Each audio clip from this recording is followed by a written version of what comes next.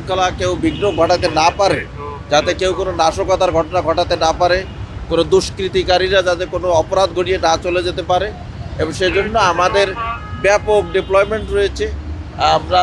আমার উত্তরা ডিভিশনের 6টি থানায় সব জায়গায় আমরা সকল অফিসার ফোর্স দিন রাত নিরলস পরিশ্রম করছি, যাতে কোনোভাবেই কোনো দুষ্কৃতিকারী, কোনো নিষিদ্ধ ঘোষিত সংগঠনের লোকজন যাতে কোনো অপরাধী, কোনো সন্ত্রাসী, কোনো নাশকতামূলক ঘটনা না ঘটিয়ে বা যে কোনো ধরনের অপরাধ ঘটিয়ে না চলে যেতে পারে।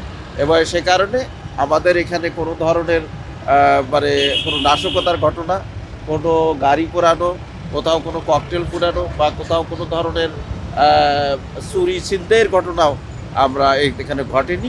আমরা সকলেই মাঠে রয়েছি, আমাদের ব্যাপক ডিপ্লয়মেন্ট রয়েছে, আমাদের চেকপোস্ট হচ্ছে সমস্ত জায়গায়, দেখতে পাচ্ছেন লোকজন খুবই ভোরবেলার থেকেই নিরলসভাবে কাজগুলো করছে। আমাদের ট্রাফিকও খুব চমৎকার কাজ করছে।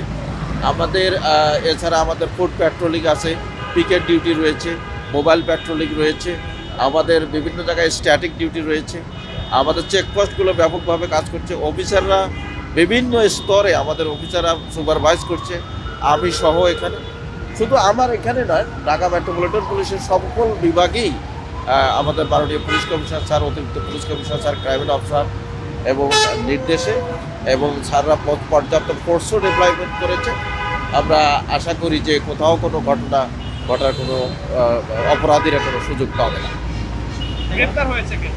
গ্রেপ্তার আমরা করেছি বিভিন্নভাবে। আমাদের যারা এই ধরনের বিভিন্ন ধরনের কমিউনিকেশন আছে বা নাশকতার ঘটনা ঘটানোর চেষ্টা করছে, এভাবে আমরা তথ্য কালেকশন করে আমরা এরকম লোক আমরা গ্রেপ্তার করেছি। আজকে উত্তরা বিভাগে সব মিলে 10-12 জনের মতো আমরা গ্রেপ্তার করেছি।